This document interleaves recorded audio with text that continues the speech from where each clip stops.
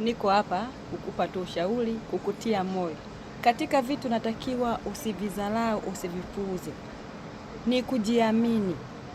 Ni kuamini vile wewe ulivyo. Ni special.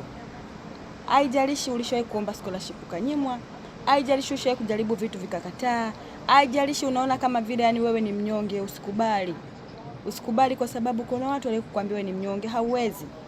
Hicho cheti chako ambacho ulikipata wewe mwenyewe, ulisoma mwenyewe ukapambana, hicho kitakusaidia ukaenda kusoma kitu kingine. Kwa usijiogope wewe kwa sababu mimi sasa. Wewe omba, kama una uwezo wa kuomba omba, ila ukisikia roho yako inasema hii ipite tu, utafute nyepesi na zenyewe zipo. Usikubali kukata ndoto zako tu kwa sababu kuna watu wanasema wewe ni mnyonge, wewe hauwezi, wewe haujui. Hebu jaribu tu. Hakuna hata aliyepata kwamba hivi alisema yeye anapata. Alisema ngoja mimi nijaribu. Kusema kwamba mimi nitashindwa sasa itakuwaje hata kama waliomba watu milioni. Inawezekana kwenye milioni ndio na yako namba ipo. Mambo haya bwana, kubali usikubali. Bahati zipo lakini watu wanathubutu.